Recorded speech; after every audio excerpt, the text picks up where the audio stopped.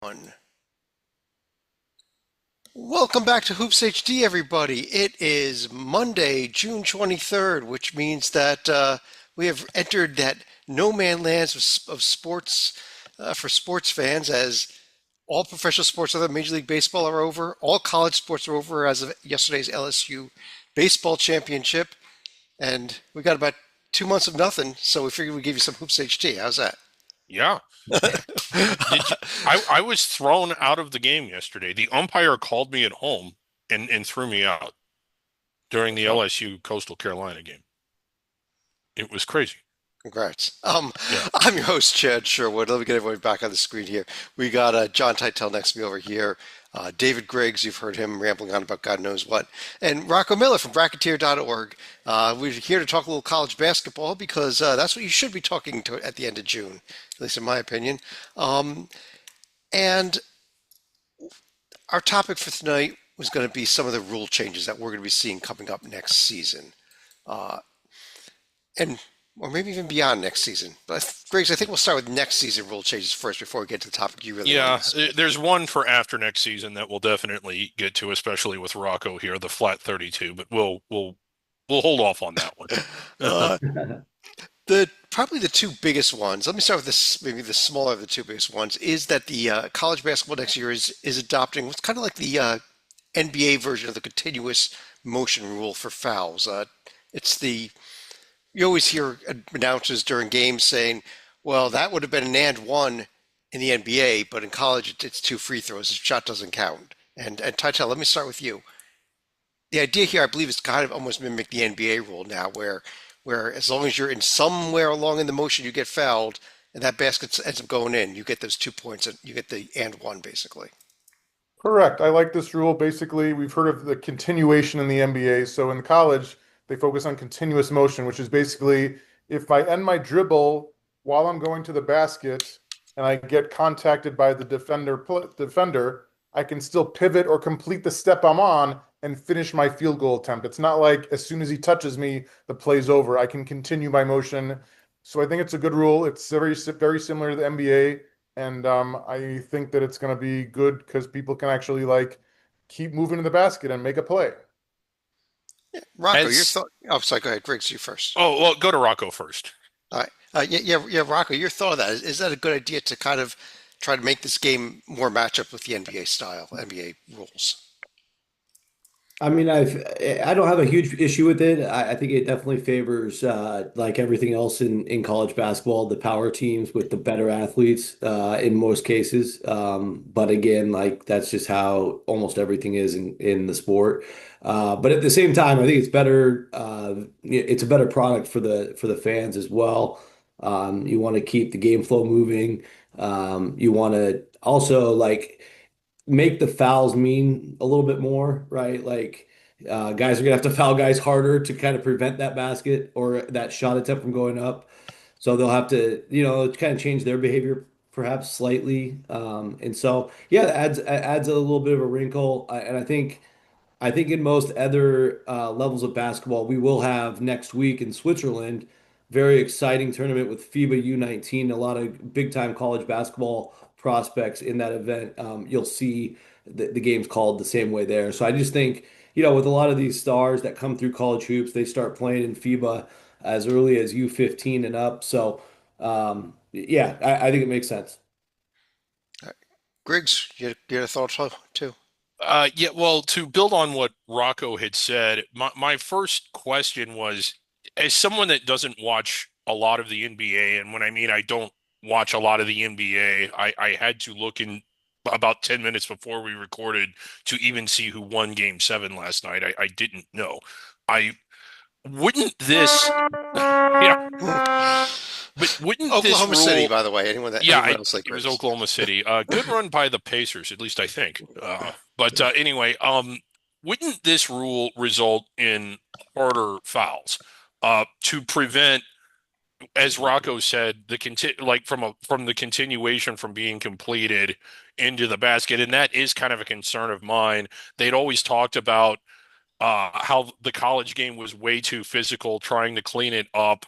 Uh, that's been an initiative to crack down on that. to make it way less physical. And we've seen numerous attempts of that where we get a lot of whistles early in the year trying to open the game up.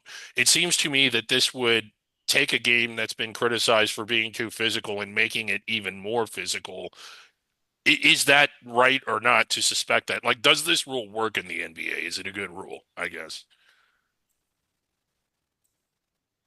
Yeah, I Feel mean, free to anybody can feel free to jump in there. That was yeah, Griggs, I don't watch much NBA myself, but I will say, like, in a lot of past seasons, and I'm not saying this will happen next year, a lot of these new rules get emphasized in the November, December timeframe, especially in the early season tournaments. yeah, You yeah. see it overemphasized, in fact.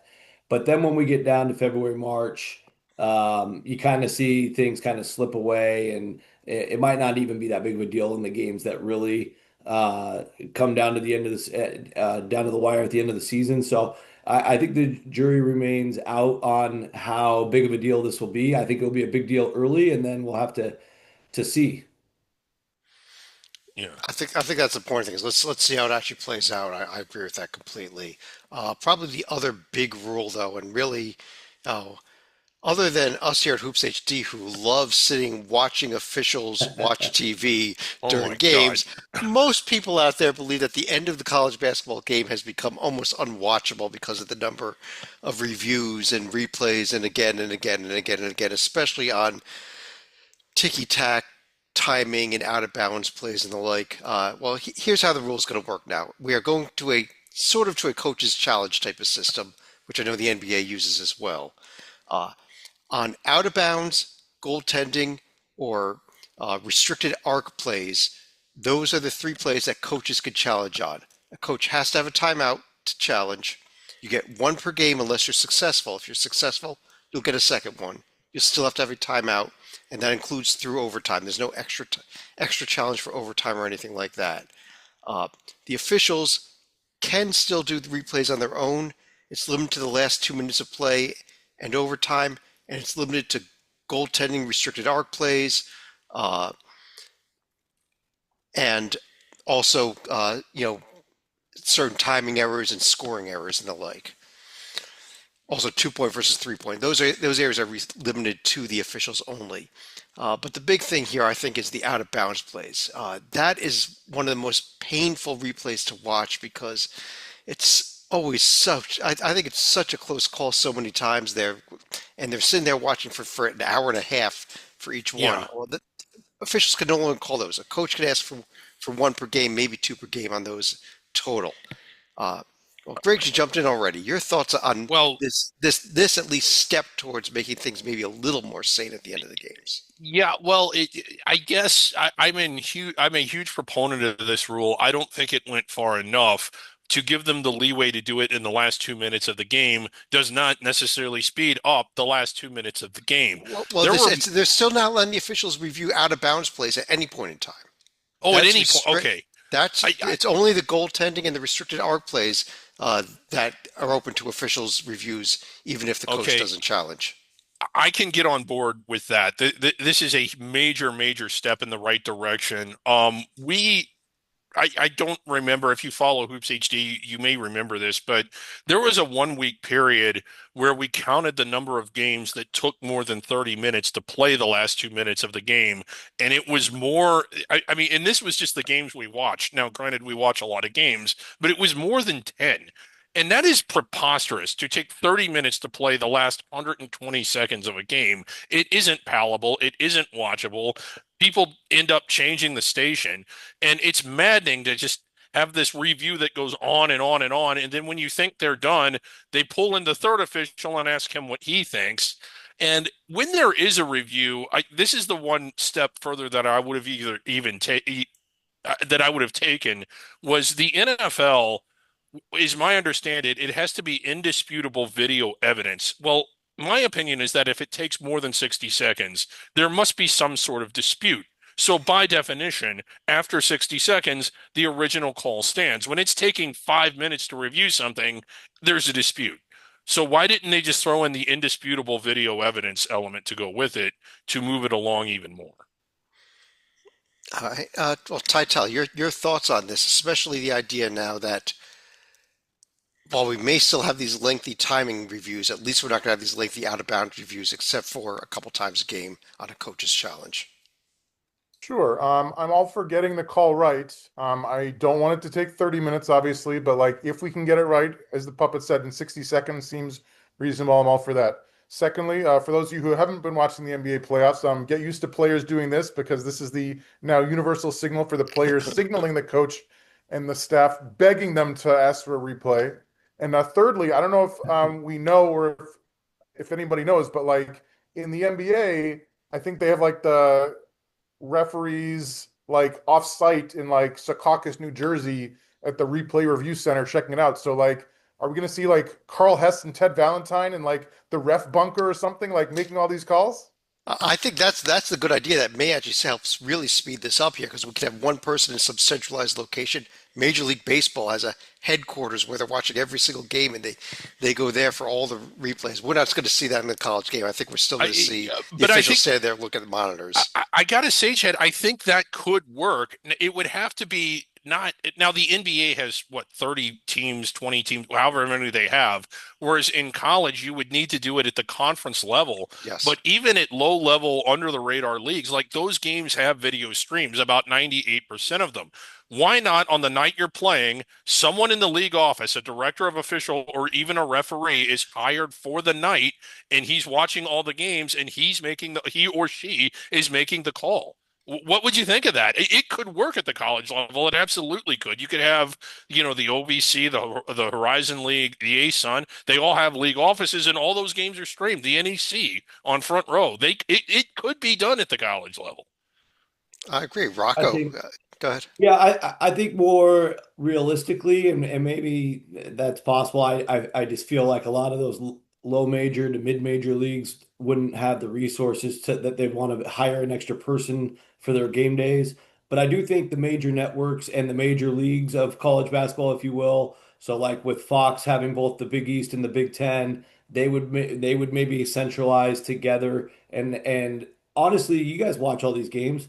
You see how there's probably three times the amount of reviews in an SEC, a Big Ten, or a Big East game than there ever is in an OVC, Horizon, or a Southland game. And there's a reason for that because there's a lot of eyeballs on those games. So follow the money, set up the replay of command center, if you will, for those bigger games that have more eyeballs, quote unquote.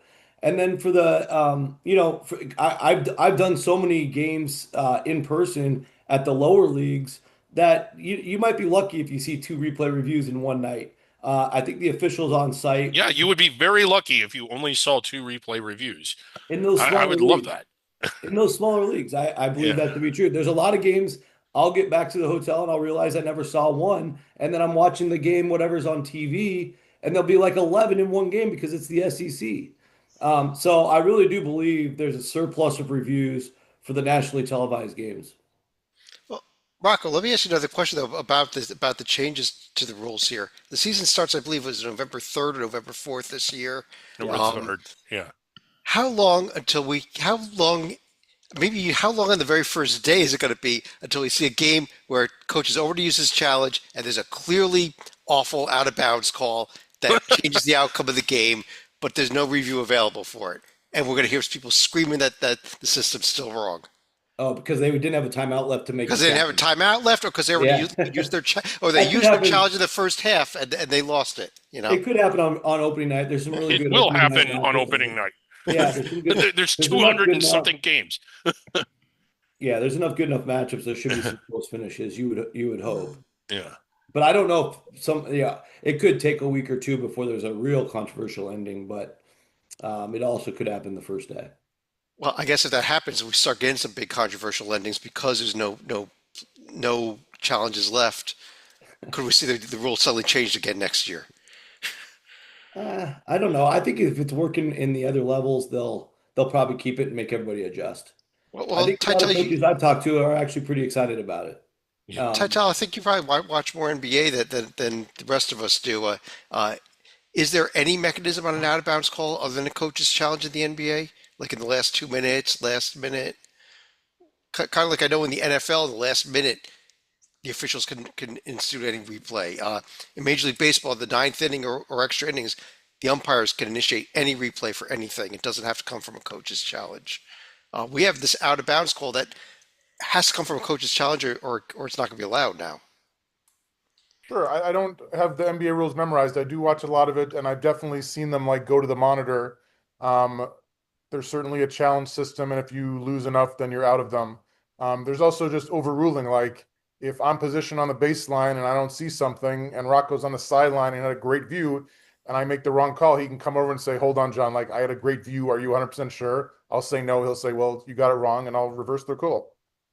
Well, I guess one of the good news here, Greg, is we're not going to see situations where the ball goes out of bounds and the officials make no call at all, and they say, "Let's just go to the monitor." And we've seen that a lot, I think. Right. Yeah. Um, well, let's see how it goes. I am definitely in favor of anything to speed up the game and get rid of these, get rid of this. But I just don't. I think we're going to hear controversy because of situations where coaches don't have a challenge left, and I still think we may end up seeing these long timing replays as well. You're at least you don't have to listen to me whine about it and say so. Like I've been at some games, even some lower level games where I'm at the officials table. I had to sneak down there. And I'm like, I swear to God, if that referee comes over here one more time and asks to look at the monitor, I'm pulling the plug. A few other rule changes. Let me hit a couple minor ones here. If a player uses the rim to gain an advantage, it's not going to be basket interference. Just you can't use the rim to gain an advantage. If a shot clock on one end becomes inoperable, the game can go on with just one shot clock running on one end and no shot clock on the other. Used to be they shut them both off. Fairly minor rule change, I think. Yeah, that happens in maybe 10 games or fewer across all of D1. It's Granted, I was at 2025. one It should last not year. be happening at all anymore Yeah, this day and age, yeah. but it does. Griggs, I know this one's near and dear to your heart. Contact to a groin. It can now be a flagrant run. In addition to, it used to be you have to be a common foul or a flagrant tool two with a with the ball and an ejection. That could be a flagrant one as well from the officials. I know. Good rule. I will say this. If you've ever been to a bar and seen two guys that are ready to kill each other, there's still this understood you don't take a crotch shot, even in that situation. So, like, if two guys that are hitting each other with bottles aren't going to take crotch shots, then yes, a crotch shot in a basketball game should be a flagrant. Yeah. Well, it used to be it could only be a flagrant two though, or a Yeah. common foul. Now, if it's more of an incidental, accidental one, they could call it just a flagrant one. It's up to the officials now. Kind of gives them a little more discretion there. Yeah. The other big subject we wanted to hit on is a rule that did not go into effect, but we talked earlier, Titel, let me start with you. We talked earlier about the fact that, with, for example, the continuation rule and even with the coaches' challenges rule, we're getting this game a little closer to the way the professional game works. And, in a lot of the other professional sports versus the college sports, it's a very similar game. Baseball is 9 innings in both pros and college. Hockey, 3 periods, 20-minute periods in both. This is no, Football, four no, quarters of 15 minutes each in both. no. Why the hell We is shouldn't. college basketball two 20-minute halves and the pro game 4 quarters, They're 12-minute doing quarters, it in fact? right. It's the reason. Titel, very serious studies going into maybe with the very next batch of rule changes that we will finally go to quarters in college basketball as well as the women have been doing already. Your thoughts? My gut says it's going to happen. I don't have any secret sources, but as Chad said, like a No. lot of the other sports, if not all, college imitates the pros. Therefore, I think this is not necessarily inevitable, but I think it's going to happen. Financially, it gives you, I believe, the extra timeout that you can TV timeout after the end of the first quarter and the third quarter. I don't know how they're going to adjust them throughout the quarters themselves in terms of is there going to be one per 10-minute quarter or two per 10-minute quarter. We'll see.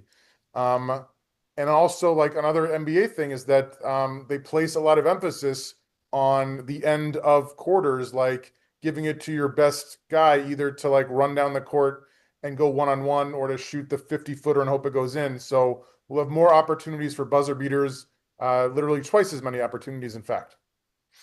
I just don't understand the mentality of quarters at all. Like who back in 1880 when football instituted quarters said, you know what we need? We need a clock that counts down until the half is half over. Like there's two halves. You play the whole half. Well, Quarters well, will ruin society as we know it. It will cause gas prices to go up. It will cause a housing crisis. Okay, enough of that. Let's talk serious here for a moment. Rocco, are you in favor of quarters? In favor of a game that more No, he isn't. He's a smart man. mimics the a lot of these players, especially at the major schools, the SEC and the Big Ten, have dreams of becoming NBA players. Doesn't this give the pros a lot better shot here of being able to see the players playing the same game that they're playing? No, does Or, not. or shouldn't we just mimic the NBA because the NBA is this No, phenomenal product allegedly? I don't watch it, but I think I it's think the they. NBA should go to halves. Mhm. Mimic Yeah, the no, I college think game. I think it's I think one of the coolest things of college basketball is the one 20-minute half or two 20-minute halves. Just the flow of the game. You know, you get down into championship week and then on to March Madness, or even if you like the NIT or the CBI like Griggs. Th those games, a lot of those super intense tight games, they're one segment to segment. It's a huge part of the strategy of the game. I love it. Obviously, you could shift that if you had different periods, but why mess up a really good thing? I think it's all very dependable as well for the networks to do their part of things, and yeah, I thoroughly enjoy it. I also love it when so I was at the and I think Tytel might have been there as well. The Florida Houston game, I think championship game, they went almost all the way till the 12-minute mark till the first timeout. I love the possibility of that. You could play the whole first half without a TV timeout if the ref doesn't call anything. And I just like the randomness of that and the strategy about it. And also, you have to train your guys to be a little bit in better shape to be able to sustain that. First of all, I want to give a shout out to you for not saying that Griggs was watching the college basketball crown because we know nobody watched those games, I just the did. NIT and the CBI. I I for, I, did for, not watch it. Well, I much of it. forgot that it even existed, honestly. Yeah. But Griggs, let me turn it over to you Yes. for other than it's going to be the end of humanity. Your real thoughts on quarters Well, because I think Tytel is right. It is coming to this game sooner or well, later. my thought, my real thought is that it will be the end of humanity. But in addition to that, I just kind of everything that Rocco said, but I kind of like how the game flows in terms of the 7 fouls and then the 10 for the bonus. I know that the women's game they reset after every quarter, and while some might actually like that because it creates more flow, I kind of like the idea that if you get into foul trouble early, or you can get a team into foul trouble and draw fouls yourself, that you reap the rewards of that for the rest of the half. It isn't wiped clean halfway through. That's one thing that comes to mind. I mean, if you just come out and you go foul crazy, then I think that the way that that adjusts or that forces a team to adjust how they play defense, the way that impacts the game to where you can continue to try and draw fouls for the rest of the half as a means to getting to the line. I really like that. And more than anything, I just don't like I like how the game flows. And to me, going to quarters, it's just stopping for an unnecessary reason. Like we already have the 4 media timeouts. If we go to halves and we do the under 5 and then the one at the quarter for a longer period of time, it's just to have or what is it? 4 3-minute timeouts. That's longer than the ones that we have now, the 5 2-minute timeouts. I just like the game the way it is. Yeah, and I gotta say that unlike with the analogy I was making earlier about being the same game, the same length of quarters, the same length of time, everything. Nobody's proposing that the college game go to 24 minutes per half, four Yeah. 12-minute quarters, and have these 2.5 hour long marathons. Although we kind of have 2.5 hour marathons, but it should be a game that should be able to be played within 2 hours, not a 2.5 hour window like the NBA has. And I think that if you're going with 48-minute game, 24 minutes per half, splitting up into quarters may make a little more sense.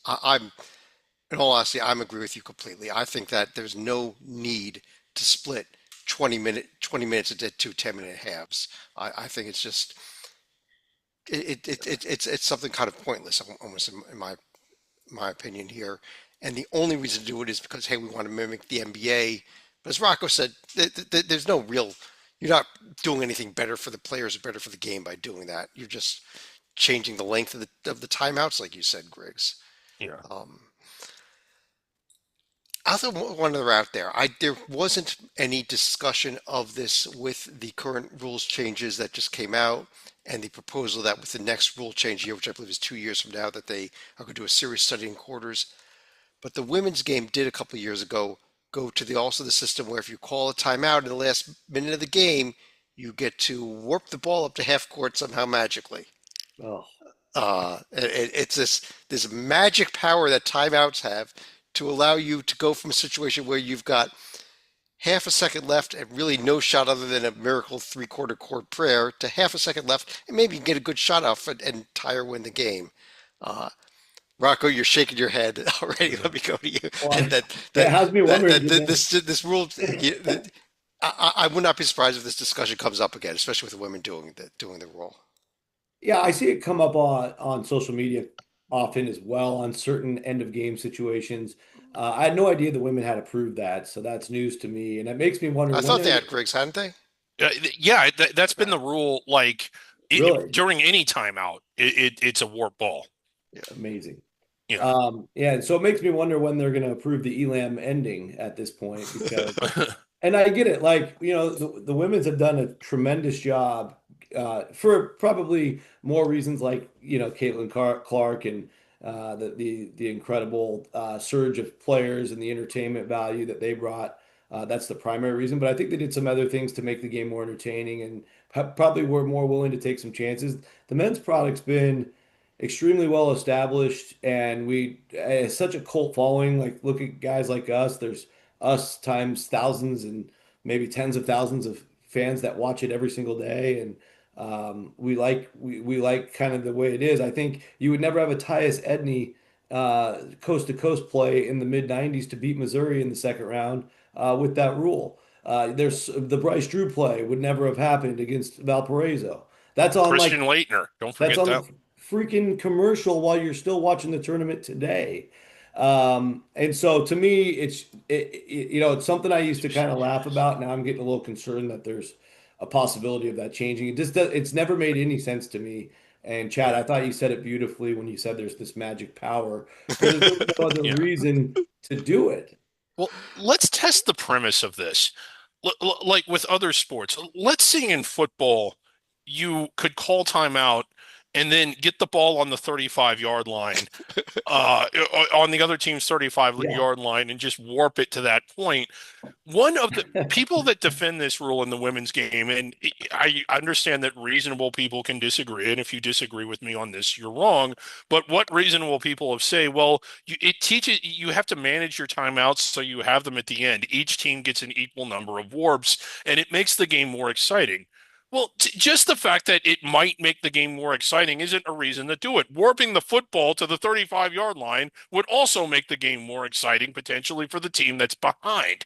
I just don't even like that. And I know Chad is, I think, with me on this now. He won't admit it because he never likes agreeing with me. I don't like live ball timeouts in basketball, period. You can't do it in any other sport. You can't pop it up in baseball and yell timeout and just get your at bat over again. You can't avoid a sack by yelling timeout. I think that once the ball is in bounds, either after a basket or after a timeout, you can't call timeout until the ball's dead. Yeah, I don't think there's been any uh, real push for what you said, Griggs. I do Yeah. unfortunately agree with you a little bit there, but Tytel, back to the half-court warping thing. There is one very small advantage that I do see if that rule ever came into play, and that is, and Griggs kind of hinted at it here. We mentioned how slow the end of the game goes. Yes, part of it is replay. Part of it also is a coach with 3 or 4 timeouts still left that decides to call them all in the last minute, and you just end up sitting there with timeout after timeout after timeout every time the team makes a basket. If you can do the half court warping, maybe you're going to save a timeout or two, and maybe we'll get less timeouts at the end of the game. I still don't agree with the magic power of the ball, but your thoughts on it? Maybe you do agree with the magical half court warping theory. Torn. I've seen it a lot in the NBA, and it can often like make the difference because you don't have to worry about throwing the pass to Bryce Drew. You can just like inbound it to Bryce Drew right next to you and have him shoot a 28-footer or whatever. Um, but I also love the Tyus Edney play. Like I hear what Rocco's saying. I'm torn. Like I'm I'm also a traditionalist, so I guess as of today, I'm leaning to keeping the rule as it is. Well, it's kind of like the Derek Fisher play with zero point 0.4 seconds, right? That was a ball warped to, and Chad, I think it's actually the ball warps all the way to the other team's timeline, so it's Yeah. beyond half court. It's almost Yes. 2/3 of the court, Yeah, it is. so it's a major warp. Uh, I think, Briggs, did we hit all the rule changes that we want to discuss tonight? You got anything more you want to bring in here? One that will almost certainly change the year after this, and this is more this isn't between the lines. This has more to do with scheduling. I think this is the last year that we will not have a flat 32. We're going to get an extra game. The calendar has also changed, as you had pointed out at the But you're talking beginning. about the number of games in the season, by the Yeah, way, the for number people of that don't games know in a what flat season. 32 means. Yeah, okay, a flat 32 means 32 games. Multi-team events can still occur, but right now the rule is that you have 29 games without a multi-team event and 31 with them. The reason I like that is because it is an incentive for everybody to play in a multi-team event. I love multi-team events. One of my favorite podcasts is the one we do in November where we go through them all. As a fan of under the radar programs, I think multi-team events are good opportunities to play the types of teams that they need to play to build their profile for schools that don't get many opportunities. And when you go to a flat 32, which is almost, Rocco, are you 98 or 99% sure that this is going to happen or higher? Um, like you take that incentive away, and then I think a lot of the multi-team events are going to go away. And another thing that's going to happen is your Power Four programs, your blue blood programs, are not going to participate in these multi-team events anymore without, at least not without an NIL incentive. And it's going to take opportunities away from Grand Canyon, High Point, some of the Atlantic 10 teams, you know, McNeese State. I know that that they might not be at the level they've been for the last few years, but those were good events. Drake largely had the year that they had. A lot of their bigger wins were the wins they had in that multi-team event. And for those to go away, I'm just not a fan of that. I'm against the flat 32. Yeah, it's interesting because, and I'm interested to see how it plays out because I think the important thing to remember is the season's not when and if, and yeah, and you're right, Griggs, it is expected to pass. Yeah. But when that goes into effect, the season's not getting any longer. So you have to get one extra game on your schedule, and you have the same amount of weeks to do it. Several schools, especially higher ed schools, have a blackout period during November and December, somewhere in there for finals. So you have your exams blackout window. So there's definitely going to be a home for what I'm hearing early on here as quote unquote weekend or midweek basketball festivals, which could be pretty cool because you could have a team that's in a rural location. Let's just use Abilene Christian as a good example, that might sign up for three of them because how else are they going to get their games in? So they might play one weekend somewhere nice in Florida. They might come out to California another weekend, and they might go to Cancun, Mexico another weekend and play 2 to 3 games each weekend. And that's how they're going to get all their non-league games in. Now, if you're a team from the Northeast, like Chad's Rutgers guys, or even the smaller institutions like Ivies and the Metro Atlantic. There's so many leagues up there and so many schools nearby. They might be able to fill a whole non-conference schedule without ever needing to get on an airplane. And so I think based on your geography, it's going to impact decisions. But I do think just from the early, and I've been trying to pull around different levels of college basketball. I actually talked to a few Power Six teams about it last week, one from the SEC, and they fully intend to maybe play two of those destination events still. I think the big thing you'll see at that level is they want to know the bracketed events are really going to continue to go away. And the high major teams, at least, they want to have their scouting reports ready to go, know which 2 or 3 teams they're going to play when they get there. But they absolutely still want to play there. So I think overall that's a good thing. We're just going to see scheduled matchups because it doesn't need to be a tournament format any longer. Well, Rocco, let me ask you a couple of things. Are they talking more of like what the Players era did, where maybe you have a Yeah. couple of round robin opponents and then one a championship round opponent that you don't know who it is, or are they talking just a flat round robin the whole way? Yeah, I think it would be like that if there's another competitor to the Players Era where there is a cash prize at the end where they've basically got that regardless of how they want to spin it.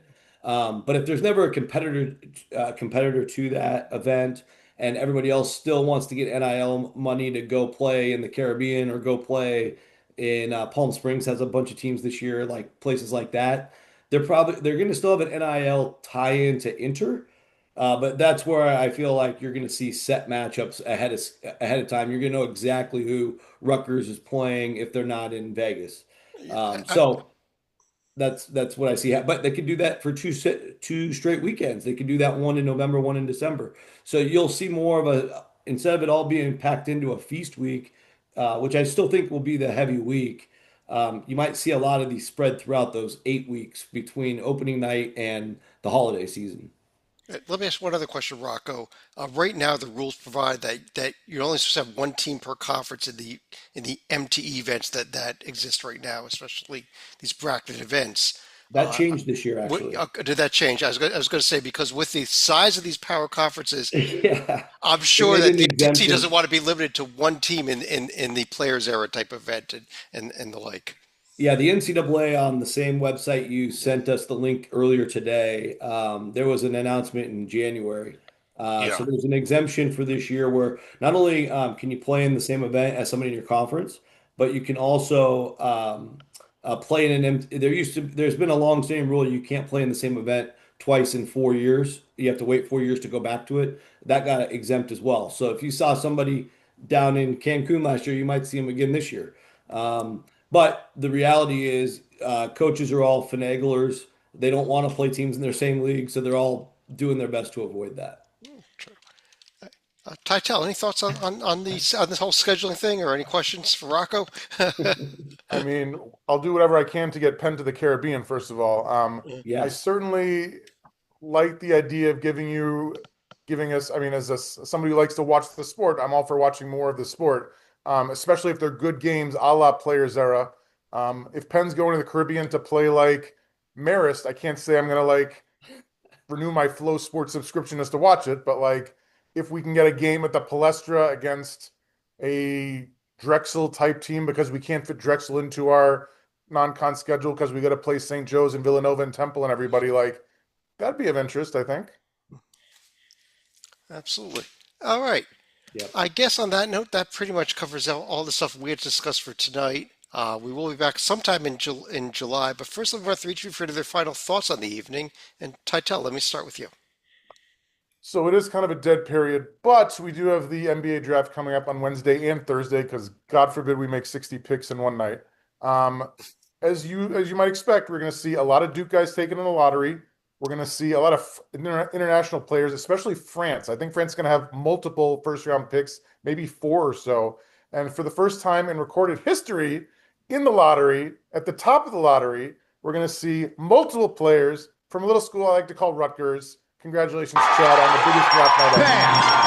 Just like that. That's all there is to it. Yes, two Scarlet Knights at the top. Probably not the top three anymore, but I think Up there. way up there. I think Dylan Harper probably ends up in San Antonio number two, but uh, Rocco. Yeah, I mean, I hinted at earlier. I'm excited. Recording this on Monday the 23rd, but starting on the 28th, which is less than a week away, is the FIBA U19 event. I'm excited to see a lot of these guys early. I remember paying attention to this closely back in 2021 when Tytel's very own Benedict Mathurin really, really broke out in that event. He was just a beast for Team Canada, and still nobody was really voting for him on the all Pac-12 conference teams the following Pac-12 Media Day. And sure enough, I think he went on to obviously be in the first team, but he might have been Player of the Year. So I think this is an awesome event because not only is JJ Mandequit on the team, committed to Washington, might not even start, but there's a lot of tremendous prospects. Obviously, you'll be able to see AJ Dybantsa play, and some of the Chris Senack Jr. is projected starter for Houston. Really, I don't really like watching some of the AAU tapes, or even some of the high school footage. This is going to be for real, country on country. Team Canada's got some really good players that I've been tracking. The German team has a guy named Hannes Stanneback that's got a chance to also start for Washington. So obviously, I'm kind of pulling for a Germany USA title game. But that if you can get your see recordings of these games or highlights of these games or watch them live, I highly recommend it. You're going to learn a lot about, especially between those three teams and some of the other Europe teams, some guys to really watch for this year in college basketball. Absolutely. Griggs. I hate to end on a sort of down note because it's, you got to admit, up until my final thought, it was a pretty good show. Uh, since our last podcast, which we recorded on May the 33rd, our May session, the House case settlement was approved. And something that hasn't been talked about a lot is one of the stipulations of that settlement, where it's basically the SEC and the Big Ten have a lot of power in terms of legislation and administration for the whole gamut of D1. Essentially, I won't get too much into the weeds, but it's my understanding that if the Big Ten and SEC both vote to approve or reject a certain piece of legislation or a change to a championship, it would basically take all other of the 29 conferences to vote against them in order for it to not pass. So any piece of legislation can pass if the Big Ten, the SEC, and one other league, whether it's the Northeast or whoever, votes with them.